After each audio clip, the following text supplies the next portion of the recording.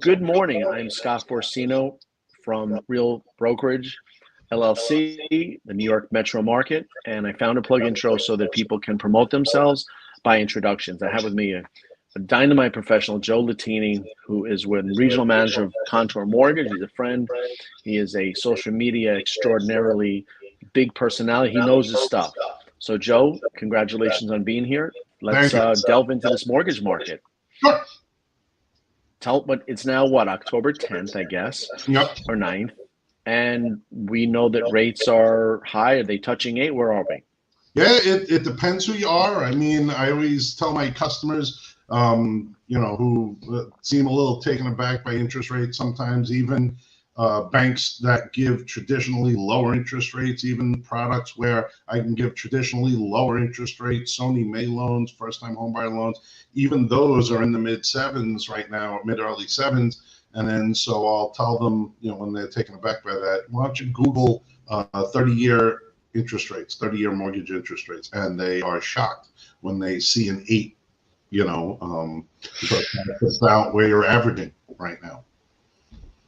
Wow. So yeah, it's and we've been talking about it for a while, at least some of us. I think there's industry professionals that go out there and give you their opinion, and I don't want to besmirch their opinion, but there's the Barry Habibs of the world who started preseason looking like the New York Jets and are in the middle of the season looking like the New York Jets. They haven't been right once yet, and these people have been telling everybody, oh, we're going to refinance all of these people in a year and a half, in 6 months. And, year and a half later, and it's right where we kind of thought it was going to be.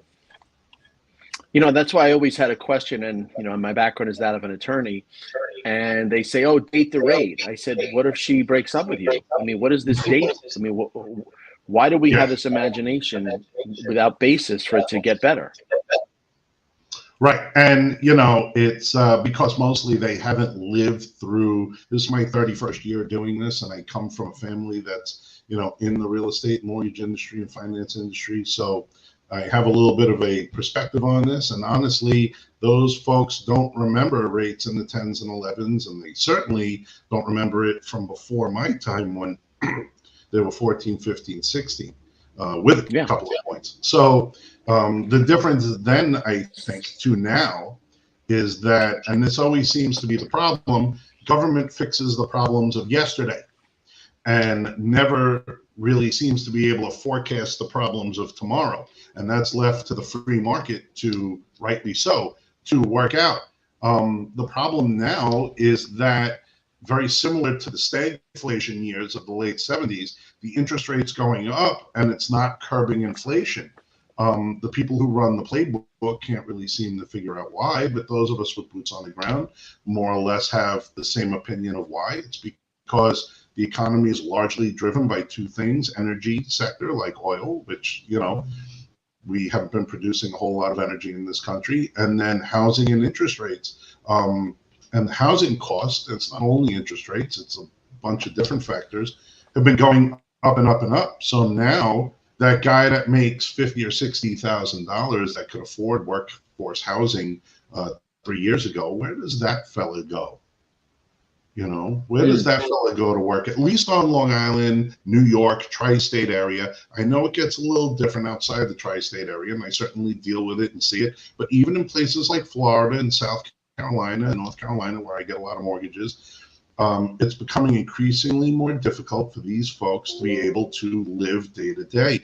And at some point, the salaries of those folks have to catch up with the cost of living.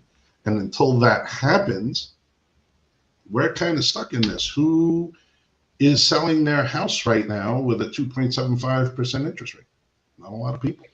That's a point, but we've never had more equity, however, in this country. And when you're thinking about buying a house, let's say 7.75 versus 3, you're really competing against the first-time buyer, but you have 300,000 of equity.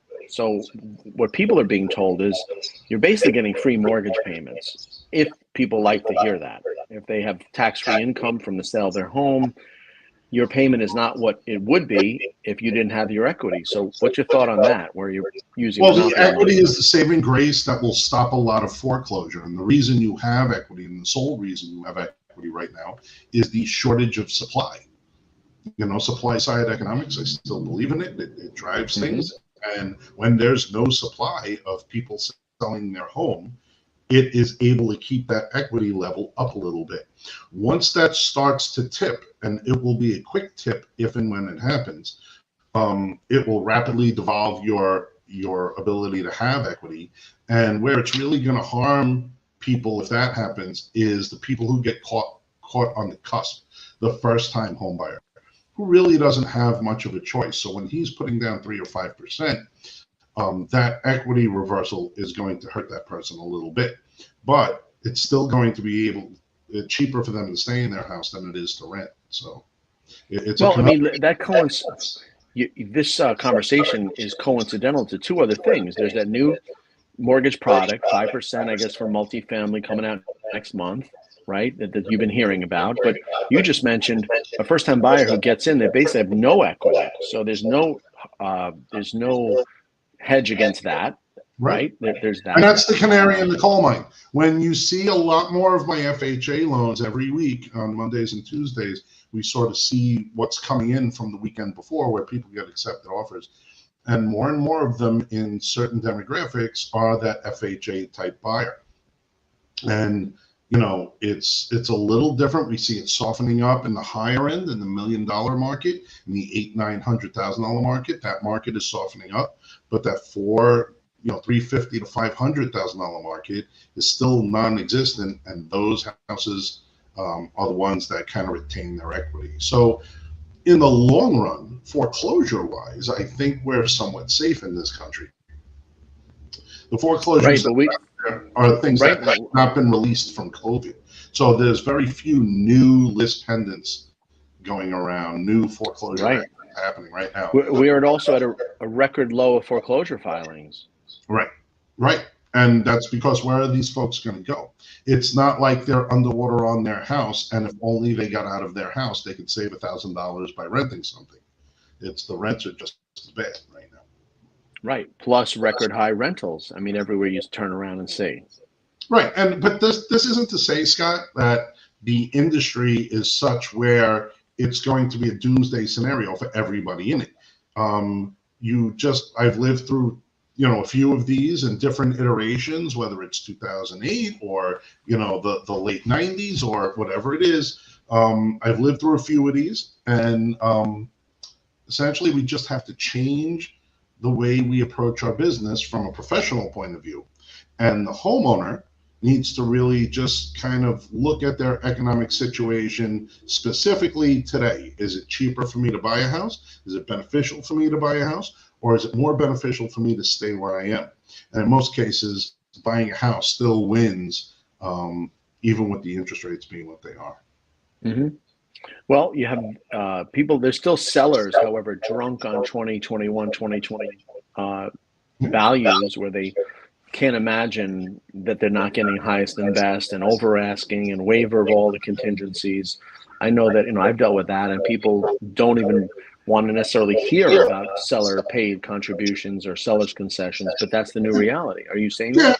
There's not a whole lot of that still. So I still don't see a whole lot of seller contribution to closing costs. But I think that most of these problems really come from the catch-up that we're waiting for a lot of the professionals, albeit the attorneys or the realtors, mostly the realtors, to sort of evolve how they're doing their business. And that seems to be the thing that I'm focusing on lately, is trying to help train some of the new agents to evolve the way they do their business a little bit. Mm-hmm. Well, I mean, I'm talking about the industry, and I'm sure you're aware of that Department of Justice claim and the class action. We're talking about the real estate industry and realtors specifically being battered. There's a real chance, or there's even been settlements to the effect that buyers' agencies and a guarantee of compensation is gone. So I don't know that I would say it's gone. I know that that's the fear. I think it's just going to change the game a little bit and how it's played. It doesn't. It's not going to be putting the game away. It's not like realtors aren't going to be able to get compensated.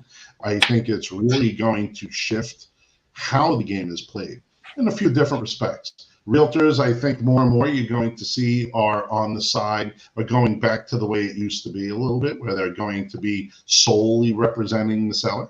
I think you're going to see a lot more of that.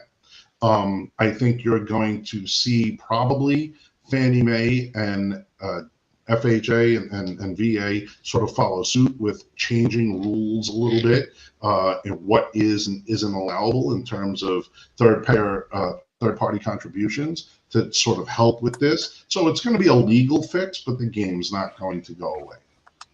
Well, one thing that are in no danger of not getting. Well, I think they're in danger to this extent when there is no offer of compensation on the MLS, which has been the 50% of agents have been guaranteed income from.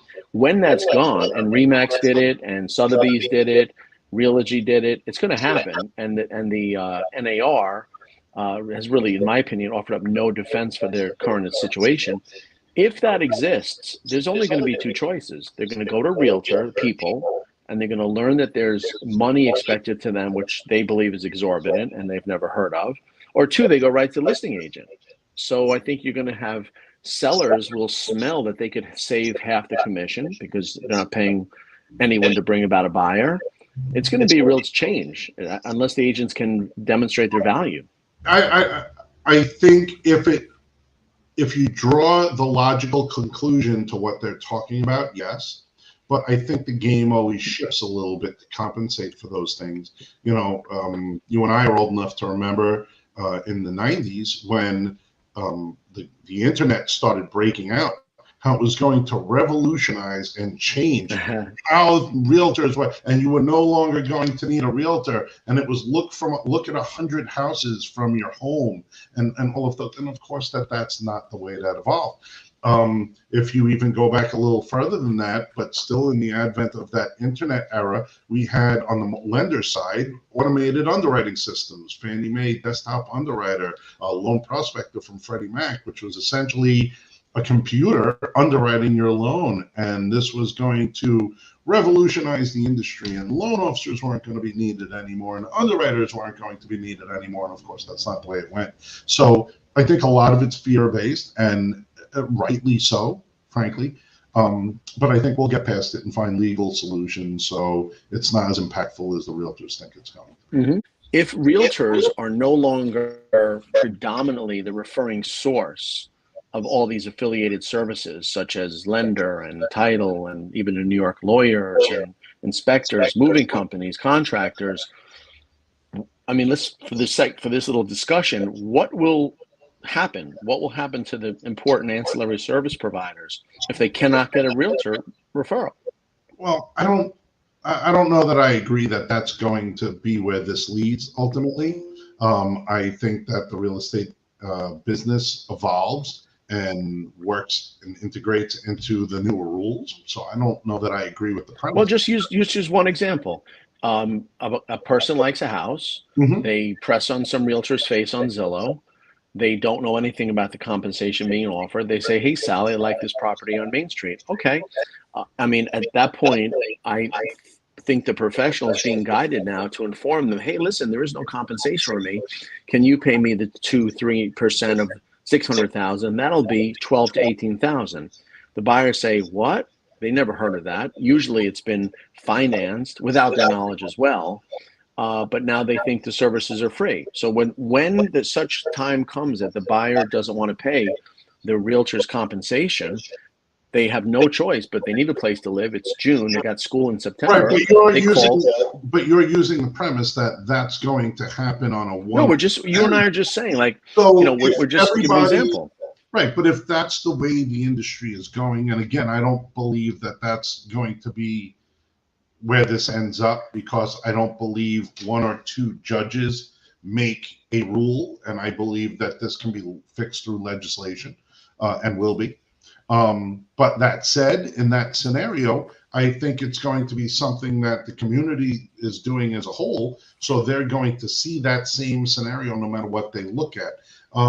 I think the thing to worry about in that is not so much where the referral sources come from. It's the impact to the buyer. Everybody seems to think that the buyer has an unlimited capacity to pay for services through cash. And that's just not the way it works. I understand, Joe. I've Cash is been the number hearing one that. limiting factor in people buying a house. I understand, and yeah. and So I'm seeing these.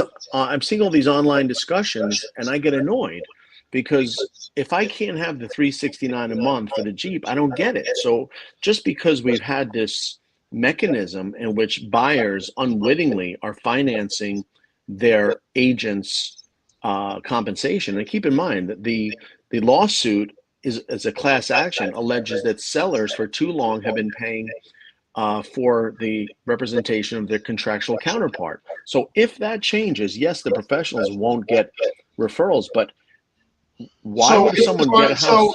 Let me give you one fix that can be done right now without legislative initiative. Right, one fix to that is, well, there's 2% that has to be paid by the seller. I mean, by the buyer directly. So the buyer has to lump 2% in cash on top of that. But if that's an FHA buyer, we have the ability to go to up to 6% of seller paid closing costs, right? Of sellers paying closing costs that are traditionally paid by the buyer, and that can still be lumped into that.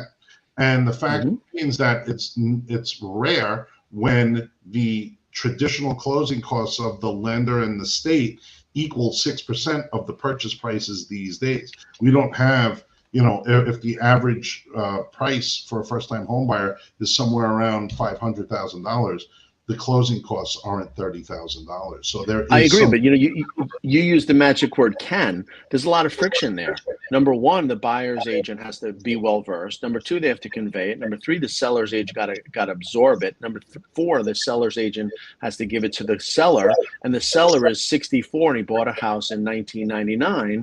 So there's a lot of friction. Although they can, if any party doesn't want to participate in that, then we don't have that. So we're back to square one, where the buyer likes the house, they can't afford the realtor, and they need a place to live. And the first person to go is the realtor.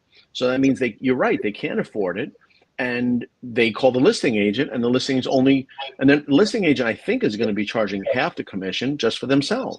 So that would hurt the buyer, and that would hurt all the referral partners. I don't know why, again, I don't know, but in that scenario, if that would have happened, the industry finds a way to correct itself. So the scenario I gave you is just one way that can happen.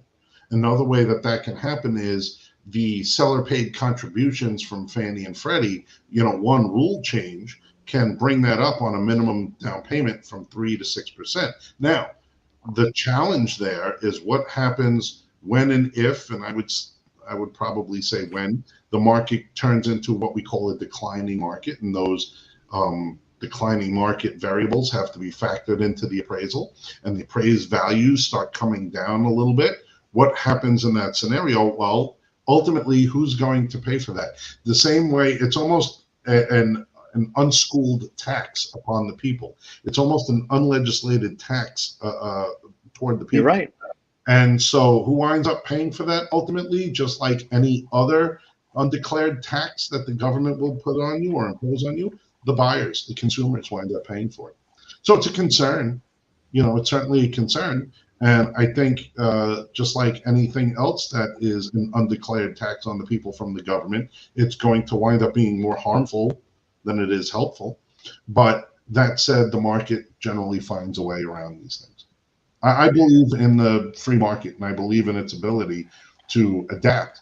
So I just don't think I agree in the free market. Of course I believe in the free market, and adapting is the goal, but there's two problems. When the seller smells they could cut their commission by 50%, and it's going to get out if it isn't already, and the buyer firmly says, whoa, I've never heard of anybody paying commission. So this applies to lending, because as that if there's a sales concession, the house has to appraise for more. If there's a contribution, that means, if I'm correct, the buyer has to basically declare that, and in the truth of lending and all the other underwriting. So it really involves more involvement. And I think personally that this is a great opportunity for lenders to no longer be considered the beneficiary of a gift from a realtor. I think they are now the citadel of the transaction, and they are going to make it happen through proper And structuring. it's a deep rabbit hole we can go down and confuse a lot of the listeners with legal minutia, but you hit on the key factor there, right? Which is how many lenders view how they conduct business with realtors, or how many realtors view it this way, as some sort of gift that's bequeathed upon the lender. And that's just simply not the case in a market where everyone has to be sharp and intelligent and know what they're doing. So in a market where the interest rates are 2.5%, I can get a homeless guy to write a mortgage. It doesn't take a whole lot of work. But in this market, and this market is certainly challenging, it's going to weed out the poor loan officers and the poor realtors. You're going to see a reduction in real estate companies. You're going to see a reduction in the amount of lenders that are out there. And what's going to be left, the same way there's, whenever there's a correction in any industry, the cream is going to rise to the top, and it's largely going to be based on how, the folks like myself sort of manage and adapt the way we do business with our loan officers, our underwriters. And there are a lot of changes that I see being implemented right now that are going to help with that. So I agree with you. It cannot be looked upon as some sort of gift that's bequeathed upon the lender or bequeathed upon the attorney from the realtor. It's more a partnership, and frankly, it always has been. And the people who haven't treated it that way are going to go by the wayside. Okay, I mean, I hear you, but you're the consummate professional talking. I'm concerned that the uninitiated buyers and the maybe sellers who are looking to maximize their income or tax-free income and profit may see that source is something that the realtor may not be the centerpiece of the transaction anymore. I can see where that would be the fear. Remember that the vast majority of sellers are also buyers. So correct. What they do on one end, you're taking water from the left side of the bucket instead of the right side and claiming it as a victory. It doesn't matter. It's water from the bucket. So it's all going to even out in the end, in most cases. Yeah, I think that if anything, you're going to lose a lot of realtors and a bunch of loan officers, and I think the relationships are even more important today. That's the key. There's two names on most jerseys, unless you're the New York Yankees, right? There's a name on the jersey and a name on the back. And so both of those names, I think, are important in getting transactions approved. Right now, one of the bigger things I sell is that my name on the back of the jersey, my name that's written on that pre-approval, carries weight because I've been doing it for 30 years.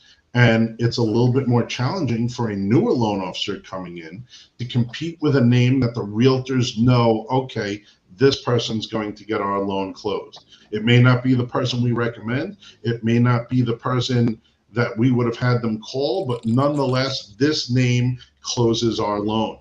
Then there's the name on the front of the jersey, the company name. If you work for a solid company, if the company you work for is credible and does not hire people that are, maybe doing things in a way that you wouldn't, right? So the culture of the company has to match the culture of the loan officer. And if those things all gel together, the name recognition of the reputation of the bank and the loan officer are going to carry a lot of weight. And what you're going to see moving forward, one of the things in 2024 I predict is that if all loan officers pre-approve 10 buyers, you're going to see more of those 10 buyers, a higher percentage of them, get accepted offers with those reputational loan officers, with those reputational banks that everyone knows that they can handle that transaction. That's going to be challenging for the newer folks. Yeah, it is. And I largely, there was a conversation at some of the big Facebook real estate discussion groups where they're saying, do enough realtors know this? And of course they don't. I bet you out of these lawsuits and this Department of Justice claim, out of 1.5 million, I wouldn't say that 10,000 are aware, and maybe 1,000 can speak to it. I mean, it's zero. And of the consumers, they have no idea until they're faced with the choice of paying, and they're flummoxed. And it's completely new. They'll ask their lawyer, they'll ask their lender. I've even come across lenders in the very recent past that don't know what's going on. I don't know how they'll structure. Listen, as with anything, whether you want to make the sports metaphor or the metaphor in your own life, poor behavior is a reflection of poor leadership, most of the time. And so as leaders, what folks like yourself and me have to do is educate the public on what's going on, but more important, we have to educate the folks that work for us. We can all complain that the public's not educated, but if the folks directly working for us, albeit the loan officers, the realtors, the processors, the underwriters, if those folks aren't taught the differences, then how can we expect the layman to understand, right? And absolutely. There's so much trust between the clients and their realtors, and the only knock on that is it's not McDonald's, it's not a formula, it's not Windows or Apple where it only works if it works. It's completely what I call kitchen table conversation. So this address has 3 different people, husband, wife, and realtor. It varies day to night, house to house. So we don't know what message the professionals give, and we don't know if the homeowners are in the position to accept that information, maybe their own prejudices. And they'll be paying for a little bit as the market weeds those folks out. Those people will be buying and selling coins or whatever it is they do when they leave our business. And we'll be here the way we were in the last 2 market downturns, and we'll survive and adapt. Yeah, and I agree with you. Education's key. I mean, someone has to get the word to realtors, and I think they are internally now. But my knock on realtors is they think they're an island, and I'm one of them. These transactions have to be far more collaborative. They have to really, really, to really, really stick together to get things done. Before, as you say, anyone could get a loan, and you're happy you're involved. And I'll give you an example of what I mean by real estate agents and loan officers have to just sort of change their practices a little bit and adapt to the new world we're coming into. And I'll give you a great example. As I do real estate office meetings and I do seminars for agents, one of the things I always discuss is that you're coming out of a market that still exists in a lot of areas, where if you list a house, there's, let's call it 10 different offers on the house. And the way a lot of these people have been treating these multiple offers over the last 2 or 3 years has been, well, everybody put their offer in and whoever's highest is going to get it. And if I had a nickel for every realtor who told a customer or another realtor, oh, I can't tell you what the other offer is. Why not? What are you talking about? That's every day. You're 100% right. Every day. And excuse my, I don't want to call it a lazy behavior, but it was maybe somewhat of a necessary behavior during COVID, where if there were just offers and offers coming in on a house, it would have been impossible to just go back and forth to 15, 20 different people. However, when someone I really had a realtor say this to me, and they said, well, I can't tell the other agent what the offer is. They throw around this word ethical, but it's the old Princess Bride. Do you know what this word means? Because I don't think you understand what this word means. I don't think it means what you think it means. If your job as a real estate agent is to garner the best transaction, not necessarily the highest price, the best overall transaction for the seller, if that's your job, then why wouldn't you go back to the other offers that were lower and give them the opportunity to go higher? When I started in real estate in 1991, this was called a counter offer. You have made an offer, I have now made a counter offer. And that same principle holds true whether you have one offer. Back then in 1991, it was everybody's house was for sale and you were lucky after 2 months if you got one offer. This is a little different. So we still have a multiple offer situation, but the premise still stands. Why would you not go back and try and get those counter offers and get the overall best transaction for the seller? If the highest offer on a property is $525, but the terms of their offer, whether it's the down payment or the loan type, or pick your poison, aren't as good as, let's say, the $500,000 offer, why do you believe it's not within your purview as a real estate agent to go back to that $500,000 offer and say, I have another offer right now for $525. Can you beat it? And if they can, this is how auctions work. You go to an auction, you certainly know who's bidding on that painting and how much they're bidding. So I think this concept of some ethical dilemma being behind counter offers, it has to go away. Well, I know why. I know why they think the problem is. If using your example, 525, they're afraid that someone would have offered 550, and if you say 525, they'll offer 526. That's what they're afraid of. They think that the secret could benefit the seller, because you don't know if somebody says that house is on the ocean, my mom lives next door, 550. That's the thought. I mean, that's the reason, but I don't know that it serves a flawed reason. And the reason it's a flawed reason is because, let's use your scenario. At 525, if I go back to the 500 guy and I say, you have to go higher, but I'm not going to tell you how much higher. That guy that may go to 530 is now bidding against himself. Exactly. You tell me how that would work in your mind. Sorry, this one's not for me. Nobody walk away. Did 600 on the house for 520. So I understand the thought process, but it's flawed thinking. I always find that upfront and honest is the best solution, as most people do. I'm not saying that anyone's trying to not be honest with anyone. I think they have not thought the process through. And let's be frank, the easy way to do it when you have 10 offers is to say, everybody put your cards on the table, and whoever's the highest is who we're going to take. Final and best. And I think the concept of final and best has to go away. Ah, boy, that speaks to the fiduciary issue of a realtor. If they're putting the client's best interest in mind, they feel that highest and best by 5 o'clock could serve the clients most. I mean, that's their job is to get the most favorable terms and price. So right, that's the challenge. That's not happening right now. That's certainly not happening. Do you know how many? I see it from the other side. So I see it from frustrated buyers who are pre-approved to go to, let's say in this scenario, $600,000, making $500,000 offers on houses, and they are getting beat out, where if they would have known, they would have gone higher. But it's the not knowing that prevents them from going higher. So your thought process may be honorable, but the end result is you're costing your seller money. Right. I see that. I mean, that's it's a real estate discussion.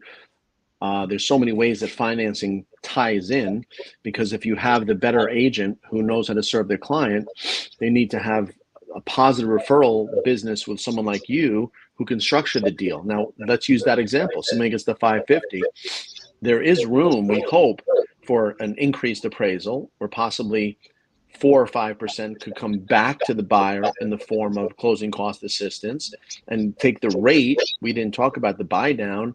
I don't love the 3-2-1, but I like the permanent. A rate could go with 5%.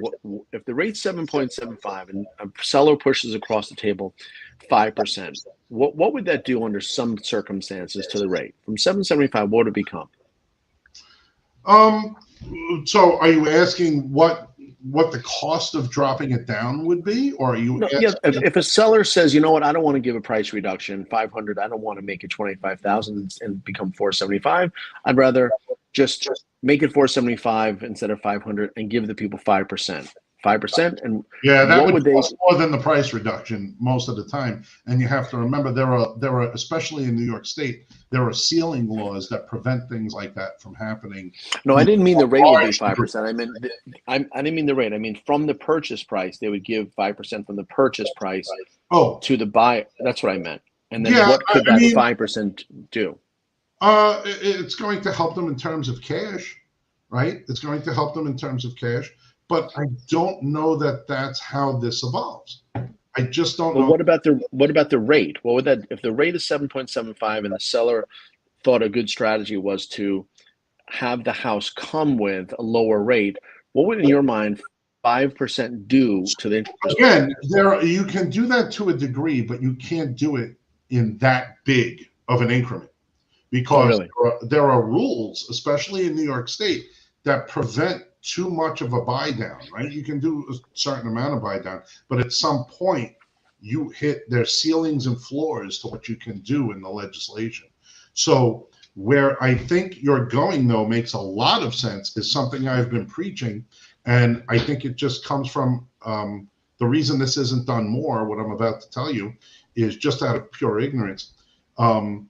People don't remember that FHA loans and VA loans are assumable products, meaning someone who bought their house 3 or 4 years ago with an FHA loan and got a 2.5 or a 2.75% interest rate can now offer that exact loan to be assumed by the people buying their house. So think about this for a minute, Scott. If somebody is putting their house up for 500,000 and they owe 400,000 but have an FHA loan, yes, it has MI, but that FHA loan is at 2.75%. That seller in that instance can say, instead of getting your new mortgage, assume my mortgage, my FHA mortgage, with 25 years left at 2.75%. Now, and give me $100,000 cash over. Does the lender have to approve it? The lender absolutely has to approve it. Is there a process to it? There's certainly a process to it. Does it reduce your closing costs? Tremendously. Why isn't anyone doing this right now? For 2 reasons or 3 reasons. Number one, they don't know to do it. Number two, the lenders aren't exactly out there promoting it. Certainly the loan officers aren't. Where they should be, in my opinion, and I'll get to that in a minute. And the third reason is because nobody really lived through that option. The realtors aren't taking control when they take that listing. One of the changes I'm promoting that realtors should make is before you even take the listing, the first word out of their mouth should be, give me your mortgage statement. Let me take a look at it. We might have an assumable loan here.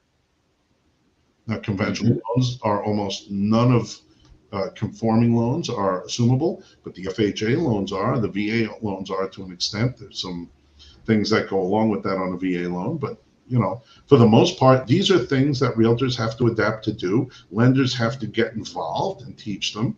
And one of the things I promote to all of my realtors is to teach them the process on how to do that, to tell them that they can show it to me, and I, in many cases, have other lenders' procedures for loan assumptions. And if those lenders had any sort of forward-thinking people in their management, they would see that this is a great opportunity, not only for them to retain their portfolio, which is, believe me, what servicing lenders want to do, but it's also a way for them to get new business, because of the 10 people that want to assume that loan, only one of them is going to be able to. And the other 9 people are customers that they can now give a new mortgage to. Yeah, you're right. Plus a great talking point to realtors. Yeah. And it's something they're just not aware of because, they're mentored in a way where that was just never part of the discussion in the business that they've grown in, even if they're doing this for 20 years. So they could be 20-year veterans. They've never seen a marketplace where that was even a thing. Right. Well, there's also been this prevailing view of everyone thinking they're going to stay in their lane. I don't touch the lending. I don't know. Everything is stay in your lane. And it really, in a great market like the one we experienced, it doesn't matter. But now, as I say, collaboration, and collaboration needs knowledge, and it needs some interest in getting ahead together. So I hear you. And this is the market where we all find out who everybody is, right? In the past market, you could be born on third base and pretend that you hit a triple. But in this market right now, you have to know what you're doing. You have to know your way around the guidelines. You have to know your way around the law. You have to know your way around what is and isn't going to work for a borrower, and how to fix these things. Not only how to fix them, but how to see the problems 2 or 3 weeks before they occur. Sure. What did Warren Buffett say about swimming? What did he say? I don't know this one. He said, when the tide goes out, you see who was swimming naked. Right, there you go. That's a great line. Great line. Yeah. No, I didn't hear it. So, where'd you go? You popped in and out. I know, that happens all the time. Well, Joe, listen, this is fantastic. I want to let you know that your knowledge is fantastic, and this is what your viewers and members of your platform need to know more about you. We're building a business group around you so people in the business community can benefit. They see the value in exposing themselves. And you know what? A lot of people need this type of exposure, and it's really a wonderful thing that you provide it. Yeah, I appreciate that. Listen, one of the things I try and do, especially in my role here at Contour, is a few things. Number one, I want to build a foundation, and I want to continue to build that foundation of loan officers that know what they're doing, sort of purge out the folks that may not work in this particular market, may not be able to work in this particular market, but also build a stable of realtor professionals. I call them, real estate referral partners, because they are our partners in this. And, through working with us, they're going to be able to make more money and close more loans close more deals on their side, because of the training that we're giving on how to alter their perception. And if they have loan officers that they work with at different companies, I'm happy to speak to those folks and bring them into the fold. But the idea is to build the foundation very strong, so the realtors we're working with are the ones that remain in the business and prosper. Sure. Good point. Okay, Joe, thank you so much. We'll deliver this to you and your members, colleagues, contacts, friends, and clients. And Scott, I appreciate the platform, and I have to tell you, it's such a unicorn in a world of social media that doesn't necessarily understand how the best use of this product is. I think you're doing a great job of it. I think thank you. I mean, I want to touch on that. To me, I made these terms up. Social media is three things. You're hoping to be found by strangers, which is such an amazing low bar. You're hoping, no plan, to be found, which means you're competing against everyone in the world, by strangers with no trust. Where what you do is you are directly delivering your professional message to the people that can hire and refer you. So you're picking the people that should know more about you. This video is seen by them, or can be seen by them, and you are giving a professional message. You are demonstrating your authority and your proficiency. When the doctor tells you got high blood pressure, he's not hoping somebody finds that information online. He's telling you have it, and let's do something about it. That's a professional message being directly delivered to the patient. I mean, it's called, I made the term up, local business media, because now you have a chance. Think about it. What is direct mail? You're trying to be found by you're targeting that person, you're sending to their house about you. So you're delivering your professional message directly. But why social media is this crazy, you see, wound me up now, this panacea. And some realtor yesterday had this crazy idea that like a lot of agents get business. Do you know that the NAR, February 2023, their report was for 2021 and 2022, because it's a very recent poll, 400,000 buyers, sellers, parties, I don't know the breakdown, polled from NAR, my trade union, my lobby, my professional membership organization. I saw the report. 1%. Look on your social media websites today. It's every realtor trying to do something that fails 99% of the time. And if that wasn't crazy, I expect the 50s and the 60s to rely on referrals and not some fancy post on TikTok. But the 20s and the 30s were at 1% also, which tells me it's a lot of fun.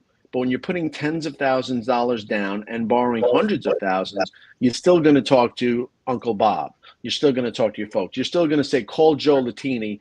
He knows what he's doing. So they weren't playing on their phones when they came to buy a house. And Scott, I see a lot of very good, professional, successful realtors utilizing the social media platform in a way I think makes sense, and that's good, and they're wildly successful.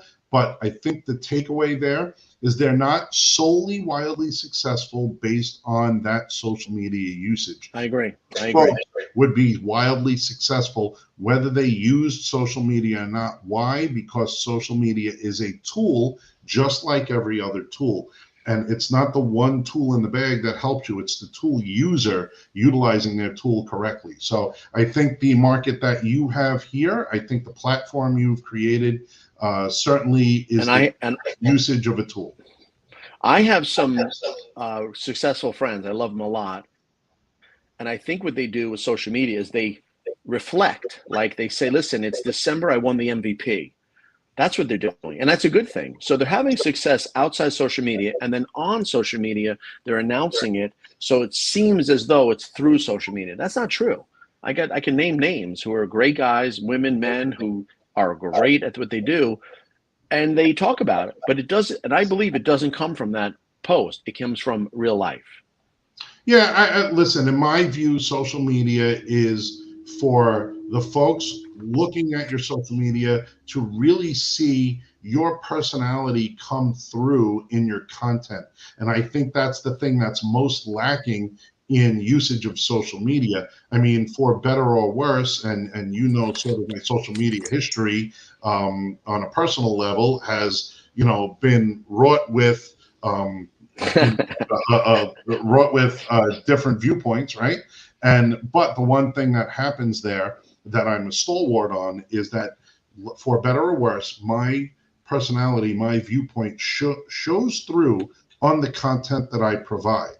So I think that's the best usage of that. So people get a good understanding of what you are and how it relates to the content. There are too many people that I believe throw the content out without any of their own personality or opinion mixed into that, and then it becomes white noise. My only wish is that you would reveal the true self you are and your opinions on social media. Yeah, if only I did that, right?